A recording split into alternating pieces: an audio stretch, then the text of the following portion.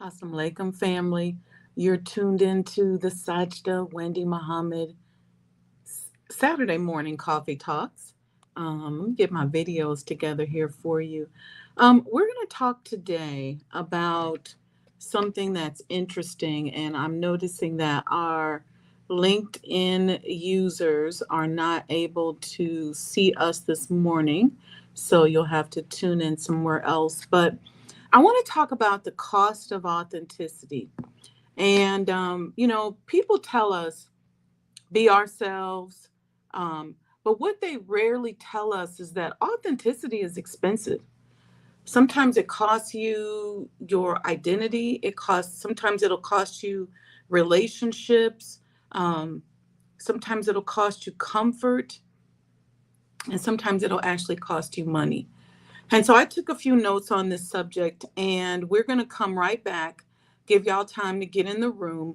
We're going to come right back after a few short commercials and a beautiful prayer and just have a conversation about it. Okay? So be a friend, tell a friend, and we'll be right back. And if you normally look at us on LinkedIn, you won't be able to this morning. It's just going to be Facebook and YouTube. All right? Peace, and we'll be right back on the other side.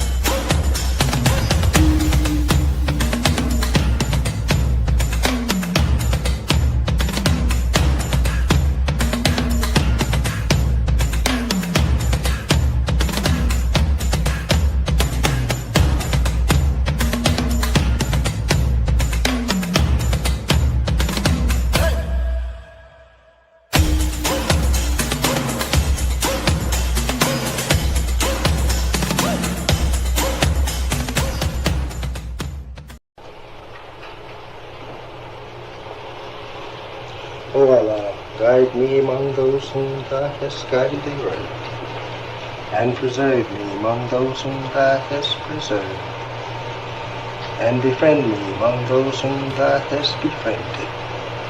Bless me in whatsoever Thou dost grant me, and deliver me from the evil of what Thou hast judged. Surely Thou judgest, and none can judge against Thee. And he whom Thou befriendest is not disgraced. Blessed art Thou, O Lord, and exalted be Thee above what they set up besides Thee. I bear witness, nothing deserves to be served besides Thee. And I bear witness that Muhammad is Thy servant and apostle.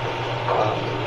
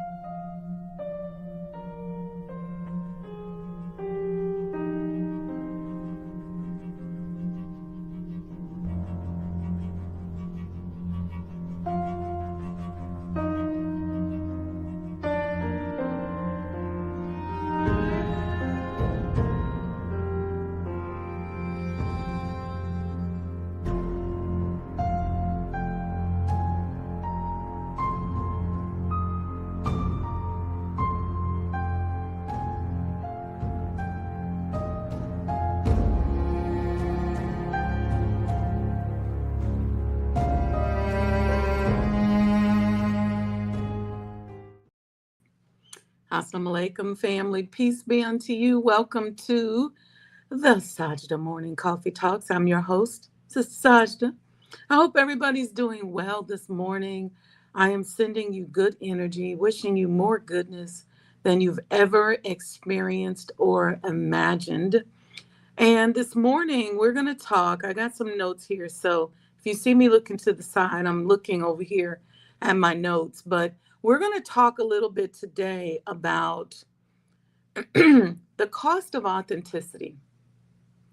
People are always telling us, be ourselves. We've heard it our whole lives. I know it was a mantra in our household growing up.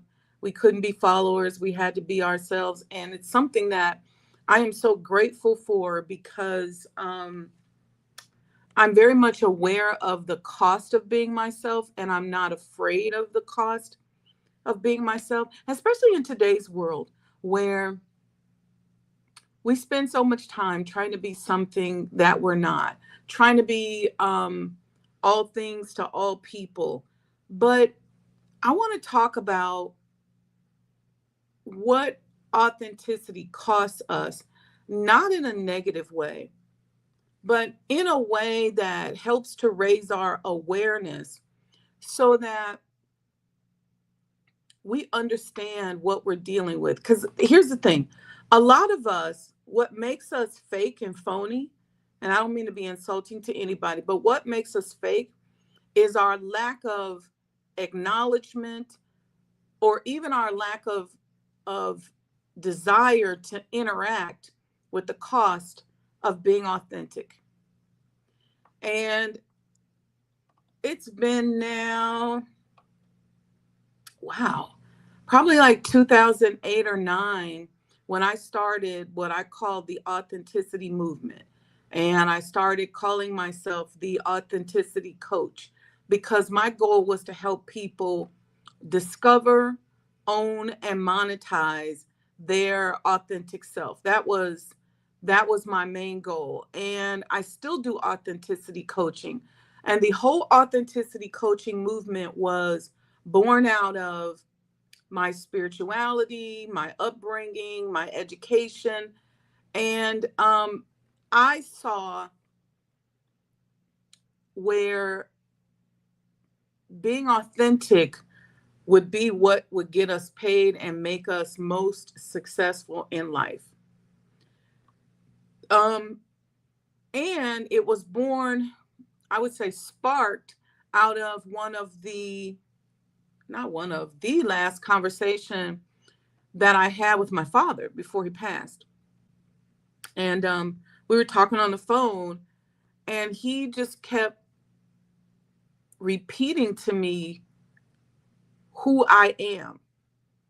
And he kept talking about his confidence in um, me being okay because of who I am. And I just remember getting off the phone, and it felt very final, but I wasn't really ready to accept it. But it started me thinking. And I started thinking about the things that we were taught growing up, things that mom would say. And I said, this is a whole movement. And so that's kind of what brought this out. And so when I wrote the first book, and the first book was a compilation of some short topics, and then even the second book, the through line of it was being your authentic self. And if you go even into the teachings of the Honorable Elijah Muhammad, he taught us who we are, and he said, accept your own and be yourself. Most of our problems in life, if we trace the origin of them, is because we either are not accepting who we are, or we don't want to be who we are, but it got something to do with our authenticity. And so my goal is for us to own, accept it, and monetize it. See, gone are the days, and I teach this in our fellowship program, where you have to just say, I got to get this job. I got to do what I got to do to make a living.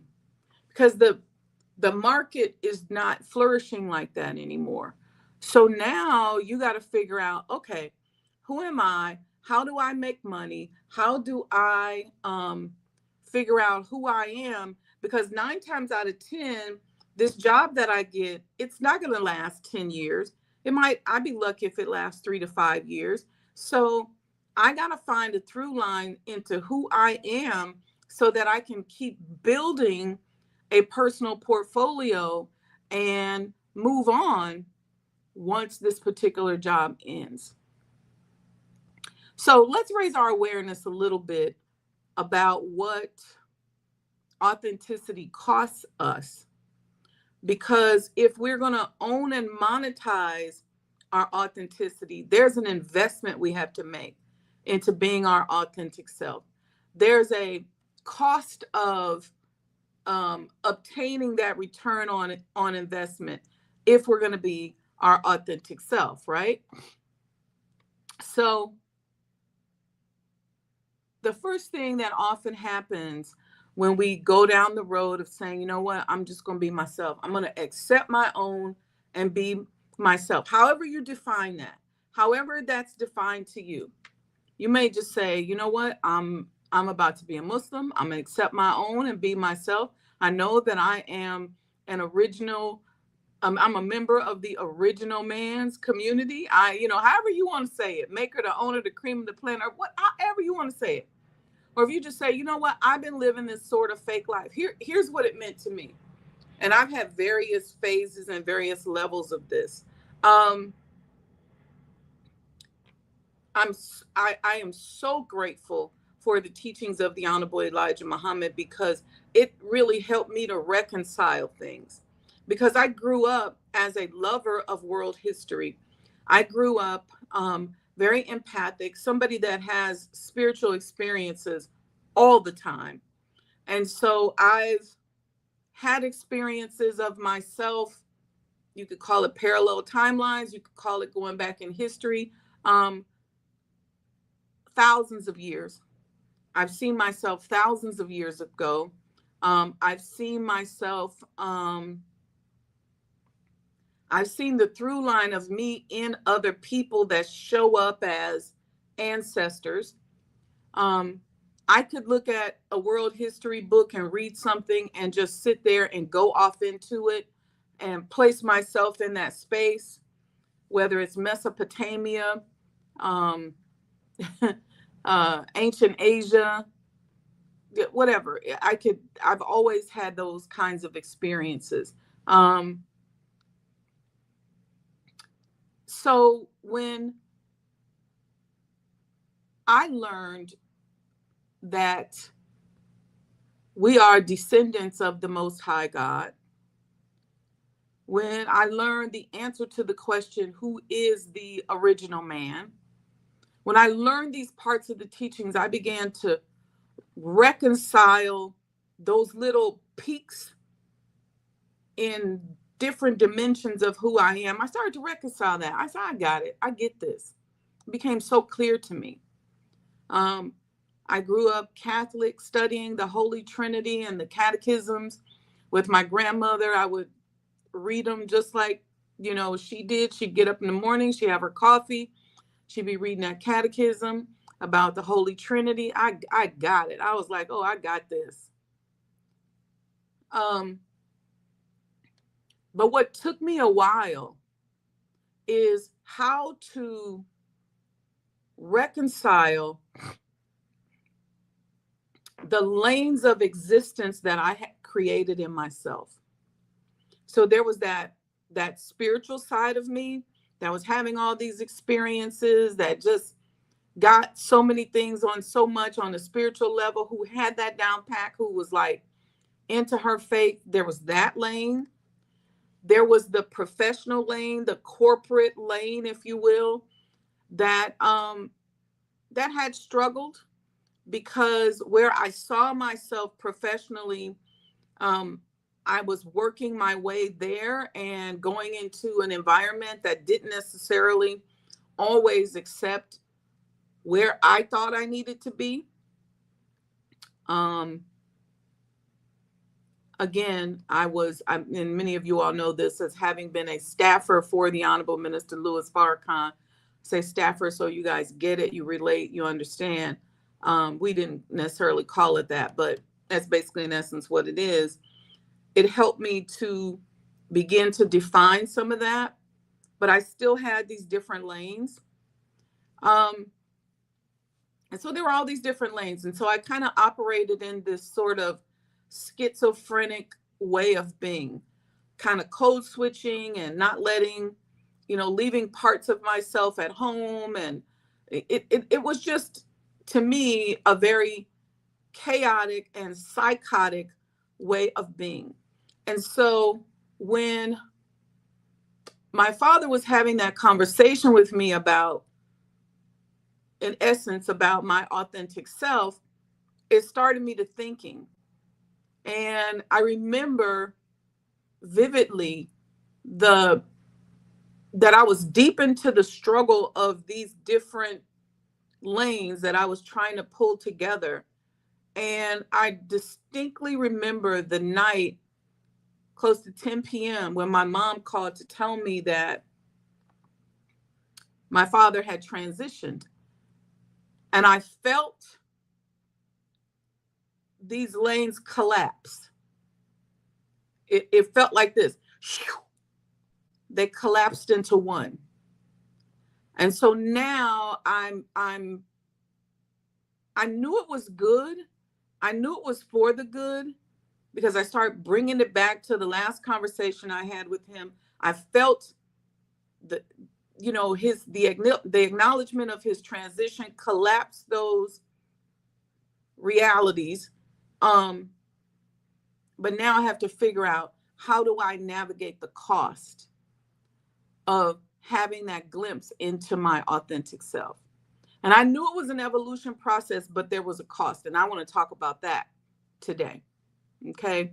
I see y'all in the chat. Lynn Muhammad, Brother Lamont, Brother Robert, Brother George. Thank you. Thank you. The rest of you all who are too shy to get on here, that's okay too.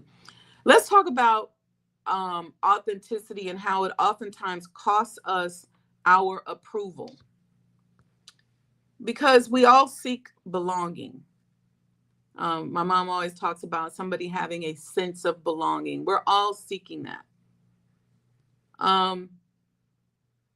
But sometimes when you sort of collapse into who you are and accept your own and be yourself, that was a direct instruction to us as Black people from the Honorable Elijah Muhammad. Accept your own and be yourself. And there's so many different levels that we can look at that on. We may do a whole show about that and how it relates to us here on this platform. But the approval, that sense of belonging, when we accept who we are, there's a cost. Sometimes people will accuse us of changing, and sometimes we do change. And the things that we used to do with people and the relationships that we had, how we would hang out, it changes. And so that approval from that person that maybe you loved, maybe you cared about, that goes away, and that costs you. Certain relationships that you had become uncomfortable. Expectations that people have of you or that you have of other people are disrupted. And sort of that familiar pattern of behavior, if you will, changes. It just changes. Because you're going to wake up and realize that maybe you were in certain situations or maybe you were in certain relationships because you just wanted to go along to get along. Sometimes you rejected people in your life because it didn't quite go with that other person you was trying to please. There are people that I know that I coach who say, you know what? I've been married for 25 years and my husband doesn't like my sister. And so I've dissed my sister all these years because Somebody actually told me this, because my husband just doesn't like her. And she said, I realized when I started to reconcile and just kind of collapse all these different realities down into one authentic self, um, that I needed to rebuild and repatch and support my sister more. And I was like, wow, that's deep. So it made me think about the cost of authenticity. But here's what happens. See, our central nervous system, that part deep inside of us, that part that controls your blood pressure, that controls um, every cell in your body and how your cells are responding to outside stimuli, it knows if you're not being your authentic self. Your subconscious mind knows that. And so when, in this particular case of this woman, she was doing what she had to do to gain the approval and maintain the approval of her husband, but she was dissing her family member, her sister, for example. And you don't think that there's a part of you that is aligned. There's a part of you that's a God that's inside of you, and the God within you is not reconciling with that source greater than yourself. There's no reconciliation there. And so what's happening is you're wondering why you're constantly feeling a little bit of pressure, why you got those high stress levels, those cortisol levels, why you got headaches, why your blood pressure is up, and you feel like, man, I just came from vacation, or I'm working out, I'm exercising. It's because somewhere deep down inside, you're not able to be your authentic self. And that's what it's costing you. Let's move on. It can also cost you money and opportunity. Because, you know, when we build these lives based upon the approval of others, and we build these lives around how the world responds to us, and this stuff starts in childhood. You all hear me talk about interviewing doctors and for positions, and doctors saying to me, hey, you know what, Miss Wendy, I don't like blood. I don't like smells. I'm like, why did you go into medicine? Why did you become a doctor? If you don't like blood, you don't like smells, you don't like this, you don't like that, things that are pretty much germane to your field. And I said to one person, I said, I don't like blood and I don't like smells, but I didn't major in medicine. My doctorate is honorary, just for kind of being there and learning. I can turn that thing on and off. I said, but this is what you do. You invested hundreds of thousands of dollars in this. And there was a person who was very honest with me, who talked to me about how their family always wanted them to be a doctor. That was the thing. That this was a foreign person who said that in their family, people would always say, you know, you got to be a doctor or a lawyer. And that was the thing. And they went along because when their parents would announce to other family members or people at church or whatever, hey, this is my little baby, and she's going to be a neurosurgeon, or he's going to be a nuclear physicist. You probably don't even know what in the world a nuclear physicist is. You may not even know what a neurosurgeon is, but what you do know is how it feels when people look at you and you're introduced as that little girl or little boy that's going to be an astrophysicist or whatever. So we start to respond to the world based on how the world responds to us. When we go to college, we struggle through these classes, we graduate, become this astrophysicist or whatever, or sometimes some of us never make it through the field of study because we couldn't make it, because we just couldn't cut it. But a lot of people do.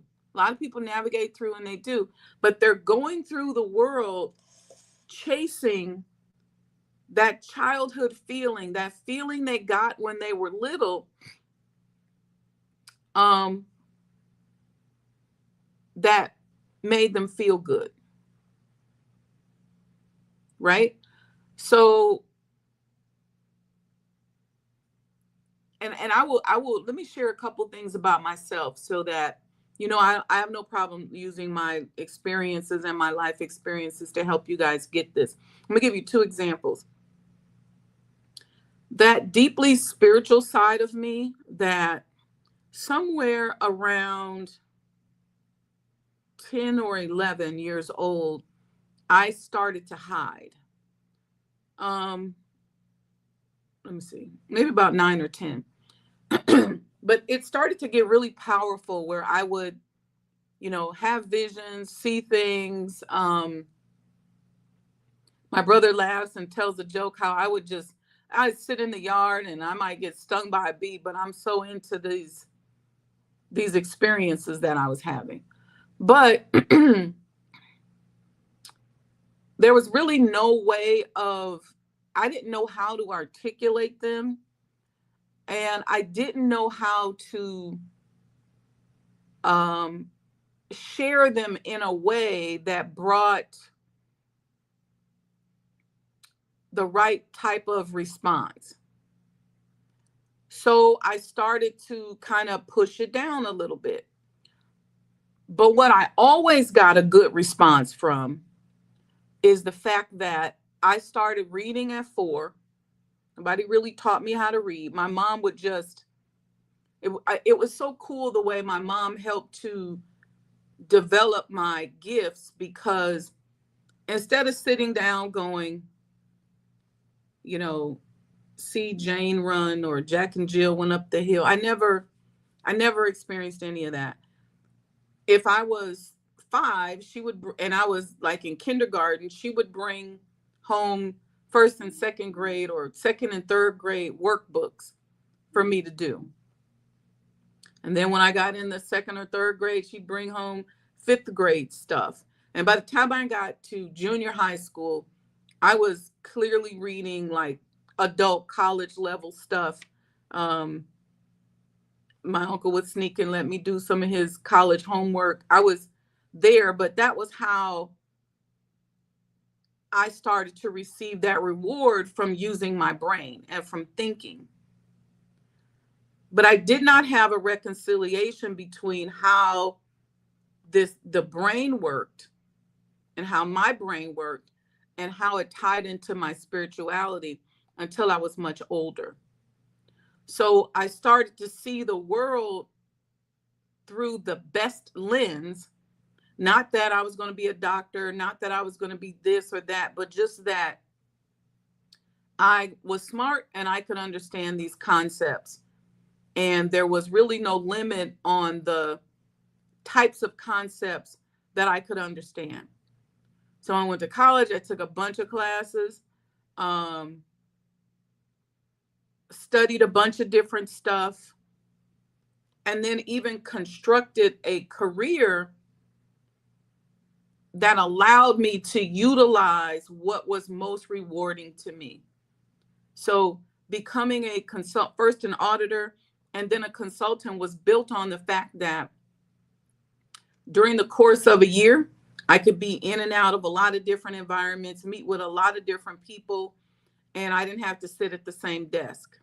So if I got into a routine where I was doing the same thing every day, it didn't feel good to me. Still doesn't, because it's not the way in which I was taught to interact with the world. Does that make sense to y'all? So these people that I met who said, I became a nurse, I became a doctor, I became this, and this, became that because when they were children, somebody introduced them as that, and there was always this sort of reward for that. So that approval, that part of themselves, if they have to change because it's not really them, is a price that they pay for being authentic. Um, And so it's not always economically rewarded. Sometimes you may have to leave a career that doesn't align with you. If you spend all this time, say, in medicine or being a teacher because just you thought it was something you wanted to do, it seemed like it was good growing up, and you graduated and now you're in it and you're like, this is not who I am. I don't like this. Then that's going to cost you. That's a price you're going to pay for being authentic. And I'm telling you, it's worth it. You just have to know how to navigate into being who you are. Because anytime you can go into a field or something that exercises your gift, that's where you're going to make the most money. That's where you're going to be supernatural. That's where you are going to be heads above the rest, even if those people come in the door with a boatload of education, because this is something that is unique and authentic to you, that ties you to the creator, and you literally are downloading ideas and thoughts and approaches when they got to go look in a book. You're inspired on a whole nother level. This is why this is important. Sometimes we build businesses around that stuff, and closing those businesses may reflect that. Sometimes you may be so authentic when it comes to a particular field or endeavor that the business doesn't work. I spent a number of years with an entertainment company, a business, because music is a big part of who I am. It's part of how I flow, and it ties into the rhythm of who and what I am. And the music industry it is so much not about the real music that I couldn't do it. So that cost me, right? Sometimes you have to say no to opportunities that compromise your identity. Sometimes people will ask you to do stuff and you got to go, no, I can't do it. That's not me. And you got to sit quiet and be able to figure those things out. Because what happens is, if you take something or accept something just for the money, you're going to be going down a rabbit hole where you got to support a lie. And then pretty soon your whole life becomes a lie, and your whole life becomes hinged upon that particular lie until you break the tie from the lie. That's a bar, right? Or just refusing to perform certain versions of yourself. Maybe you had a version of yourself. Think about Prince. Prince was very sexually provocative when we were young, right? And when he got older and started to evolve, certain things he would change the lyrics. He showed us more of his creative, authentic side and less of the hypersexuality. And he paid a price because he gave up the experience of that side of him. That's just an example.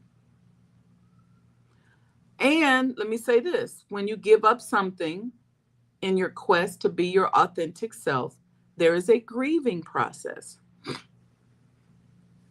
You may grieve that former identity. I know. You became saved and you are filled with the Holy Ghost, or you've accepted the teachings of the Honorable Elijah Muhammad, and that old hustler side of you believe it or not, you're going to grieve the loss of that person. And sometimes you're like, what? No, seriously. It's a grieving process. When you make these transitions, this is why it's so hard. Let me tell you something. A lot of people don't know how difficult it is. No, I won't say it that way. A lot of people don't realize how challenging it is becoming a Muslim, for example, in the Nation of Islam. Because we have this process called a self-improvement process.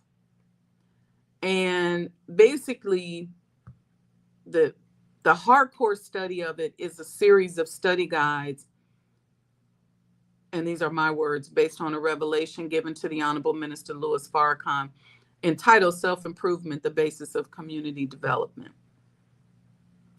And that self-improvement process takes a mirror and holds it right up here to your face and makes you look at yourself, makes you face yourself. It's going to awaken the God within. It's going to awaken what we call that self-accusing spirit. It's going to wake up all of that. And in awakening all of that, you start really having those tough conversations about what parts of you need to adjust, what you need to expand, what you do that you need to stop doing. And there is a grieving process, because you're going to grieve the people that were attracted and attached to you because you were doing those things, whether it was lying, doing drugs, getting high, whatever it is. You're going to grieve those old friendships. You're going to even grieve letting go of those previous goals. You may have had certain goals before you got on this self-improvement process and journey. And it is so detailed and so challenging that the way I look at it is every day in every way, I'm getting stronger and stronger. And I woke up this morning a few hours ago, and I'm not the same person a few hours later.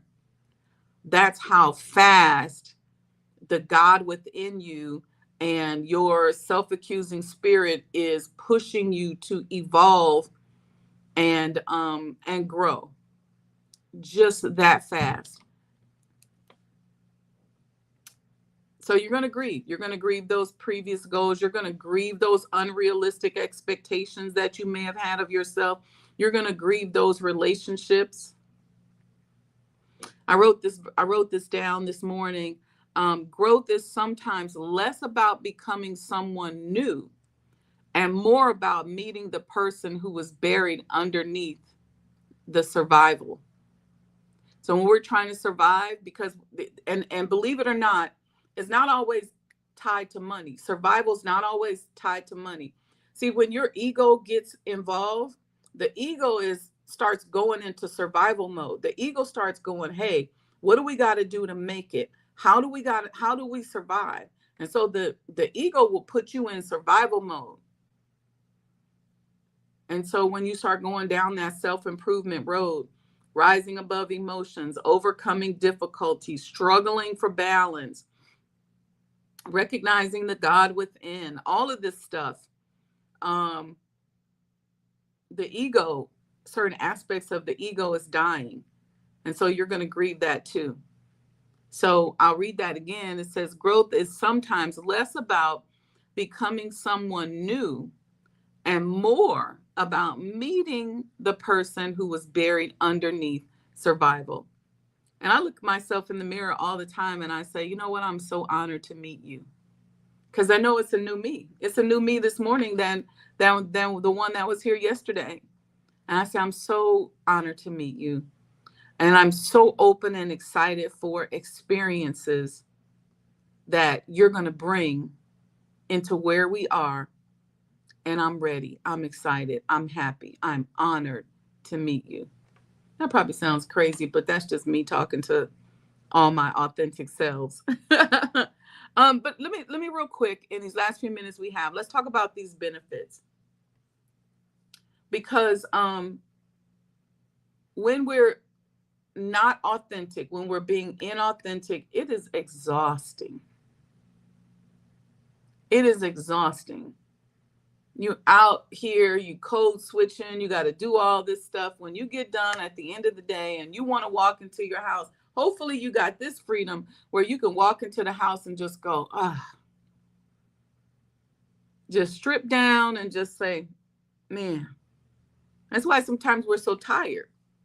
That's why sometimes 2-3 o'clock in the day, I know we all like, yeah, we got to take a siesta, but a lot of times it's because we've been faking it all day. You ever been in meetings all day where you really couldn't be yourself? You had to just keep presenting something, or you just had to keep talking, and By the time those meetings are over, you're like, I am so daggone tired.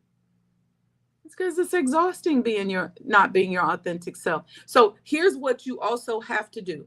Let me give you a little spiritual hack. Find ways throughout the day, throughout your week, where you can break out and go be your authentic self. If it's taking a walk, if it's just going out sitting in the sun, find a way to break out and be who you are. Take a break from the meetings, take a break from watching TV, take a break from all the stuff you watch because you just watching it because it's interesting. Take a break from all of that. Because see, what this is what the ego does. When you're feeding the ego with all this inauthentic stuff, the ego loves that, and it starts to edge God out. So it's edging out the authentic spiritual piece of you that is tied to the universe, if you will. So the God within you, it starts to kill and disconnect you from that source that's greater than yourself. It starts to cut you off from all of that. And next thing you know, if you listen to yourself talk, you sound like whatever you've been experiencing, whether it was that corporate stuff. Sometimes people just sit up and they just watch fake movies and shows all day long.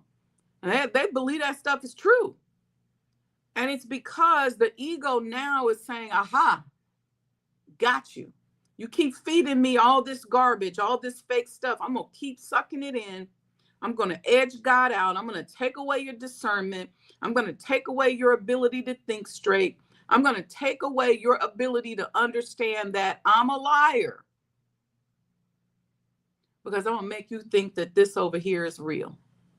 So the way to hack yourself is you got to step away and access something that ignites your authentic self. Now, what happens if you don't even know who you are anymore? You got to get quiet and figure that out. Go for some walks. Go put your feet in the dirt. Reconnect yourself to the earth. Connect to the sun. Go outside. Open up those channels of yourself where you just allow the sun to awaken who you are. But you got to find some spirit hacks. And I encourage you to do something at least once a day. Don't you sit there in front of that computer all day and suck up something that is just a pattern. Yeah, I told y'all this is how I built my life. When you get into that pattern, you get into that routine, find a way to break it. Find a way to break it. And we'll talk a little bit more about that. But because it's exhausting, and you will burn yourself out. And you'll burn yourself out quietly because you'll find yourself not really making the progress that you want to make. I even see people not paying attention to their own personal appearance anymore because they're so busy attaching themselves and feeding to something that is not real. And trust me, we live in a world where the God of this world, listen to me carefully, the God of this world is sending all this fake stuff out here through advertising, through movies, through media, through everything. And the more you go down that rabbit hole and attach to it, the more that's going to become your God, because your ego's edging God out, and they design it that way. You know why? Because they want your money. They want to get you to do certain things. They want clicks. They want like. They want you to pay attention. They want you to look at this show and that show. That's what they want. And so we have to find a way to hack our brains so that we are not nursing on that stuff all the time. And we can find a way to have an independent download from the universe that is separate and apart from the garbage that we're ingesting on a day-to-day basis. Okay. It's called emotional fragmenting. So when your emotions bubble up, they get fragmented. So let's say you feel like I feel happy. You wake up and you say, I feel happy. I didn't sleep with the TV on. I turned it off, and my mind was able to just flow, and God was able to communicate with me in my sleep, and I was enjoying myself. And so I'm really feeling happy. But then you go right back to the fake stuff you've been doing, and now you get fragmented. Start going back to old habits. You don't know if you feel happy. You start creating, and this is the danger. When you get that emotional fragmentation, you start creating rules every time something happens. One of the things they teach us, I went and became a certified emotional intelligence coach, and I took um, two approaches to it and got two certifications. Um, and they teach us in coaching and counseling is that when you see people who create rules, then there's a fear. There's something they're nursing on that's not true. And so they're busy trying to just live their life based on the rules that they create. Where do the rules come from? This thing that I looked at, this thing that I learned, this fear that came up. And so they're so emotionally fragmented that they lose their discernment. That is what being inauthentic ultimately can do for us. Okay. Then you end up with this, what they call chronic dissatisfaction. Anytime in medicine, you have acute and chronic. And the way I remember it is like this. Chronic is like the same root word as chronological, meaning it's something that is happening consistent on a long-term basis. Acute is something that happened all of a sudden, maybe happened once or just happened. So chronic is something that has been going on for a long time. And so people with this chronic levels of dissatisfaction will see that their body will then begin to respond to the chronic dissatisfaction. That's where you get blood pressure, that issues. That's where you get cortisol levels. That's where you get inflammation in the body. That's where you get having a stagnant life and living by these rules that you created with that's because there's been a chronological level of dissatisfaction because of the fake thoughts, the inauthentic way in which you are living. And so now you're nursing that. And literally, your ego is winning because the ego is saying, I can't live unless you continue to nurse on this garbage. So now everybody goes around and say, this person's narcissist and that person's narcissistic and da da da da da. But it really is, the outcome is a narcissistic behavior, but the narcissism comes from the chronic inauthentic activities. And then you end up just living your life according to somebody else's script. You got somebody in Hollywood writing a script and you living a life. You got people out here really thinking they real housewives and all of that. Okay. Here's something else I wrote down. If becoming yourself costs comfort, approval, money, certainty, or status, would you still choose yourself? And for me, I say yes. I say yes. I love myself. I love my voice. I love myself most when I can really feel the spirit of Almighty God, Allah, just flowing. I love that. I love that aspect of myself. And so I'm always looking for Allah everywhere. But I pose a question. If becoming yourself costs comfort, approval, money, certainty, or status, would you still choose yourself? Would you still choose yourself? And if you are answering no to that, if you're saying, I don't like myself, I won't choose myself, or if sometimes it's not that simple, sometimes you will say, I'll choose myself, but I'll choose myself if I lose weight. I'll choose myself if I'm a little lighter. I'll choose myself if my hair is a little longer. I'll choose myself when I make $1 million. I'll choose myself. If you got conditions, then you got some work you got to do. Let's strip all of that down and figure out what about ourselves we love. And so for me, it doesn't matter, as long as I can feel the presence of Almighty God, Allah. I love myself. I love myself because I love that feeling. I just love it. And so I start looking for it everywhere. You all heard me say how Brother Yusuf Muhammad, may Allah be pleased with him, he said to me when I was leaving Indianapolis, Indiana, he said, now, sister, you go up there to Chicago. I was on my way to go be a staffer. And he said, you go up there and you look for Allah in everything. And I've never forgot that. And I realized that was the hook that made me who I am today. It's something I have been doing my whole life. I just didn't know how to articulate it. So when he said that, a light bulb went off.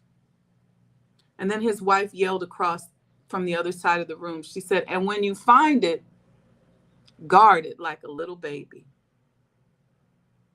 And so that is what means something to me. And that is why I love myself, because in this body, I'm able to embody and recognize the presence of God anywhere and everywhere. So, all right, family, thank you for listening. Thank you for tuning in today. I really, really appreciate you. Thank you all for tuning in all week. I've been just showing some reruns and you all have been paying attention. Support the movement. We got the Cash App thing up here. Support so that we don't have to charge for every single thing. Thank you, Jalen Boyd. Thank you. Thank you, Brother George. Yes, thank you. Thank you, Brother Robert 11X. Thank you. Thank you. Thank you so much. Make sure you support. Okay. And I finally got everything lined up. So I'm going to tell you about this upcoming event that we're going to have. I may do the announcement Monday or Tuesday. So if you ain't registered your Elijah coin, and I'm gonna break down for you all of the different personal revenue streams that I put together just so that we can continue to bring this level of truth to you. Okay. Thank you, Brother Robert. He said, I thank Allah for you, sister. Your program is mental and spiritual healing. Oh, that is the best compliment ever, because one of my life goals is for us to heal. I want us to be massively successful. I want us to be so successful that we just can't stand it. I want us to win, and I want to see us win. And so that's why I put these programs together, platforms together. That's why we sell coins. That's why we sell the commemorative Elijah coins. That's why we do this platform. All of that is just so that we can continue to bring information to you so that you can reconcile all of this and become successful. We are moving into challenging times, those of us in the spiritual world. And I'm a firm believer that we are on the brink of the transference of a massive amount of wealth, spiritual wealth, financial wealth, friendship wealth, that money, good homes, friendships, and all of walks of life. We're going to start having access to massive amounts of that because the spiritual world is shifting. I want to talk about that. We'll talk about that at a little bit of a later date. But the spiritual world is shifting. We're moving into powerfully historic times. And we should really go back and study. Let's go back and study what happened after Jesus was resurrected. What were the times like? Because while we oftentimes focus on the negative, but there were some other powerful things happening that we've already been taught about. And that whole concept of transfiguration and all of that. But um, there's going to be significant ones of us that are following a particular thought and spiritual formula that will begin to go to that next level. I'm gonna leave it at that. And there's so much that just came in when I was about to talk about that, but I'm gonna let that go for now. Okay, so yes, everybody, please go out, support the network, um, register, get the book, all of that. Let me show you a quick commercial before we go out, and make sure you like and subscribe. I always forget that. Like and subscribe, and do me a favor, get at least one person to like and subscribe today. We're trying to get our subscribers up, and I don't do a good job at reminding you all to make sure that you like and subscribe. Okay, family. Love you all very much. Inshallah, see you all next week. Monday, Tuesday, we got an announcement to make. So stay tuned. All right. Thank you. Peace and blessings. Remember, accept your own and be yourself.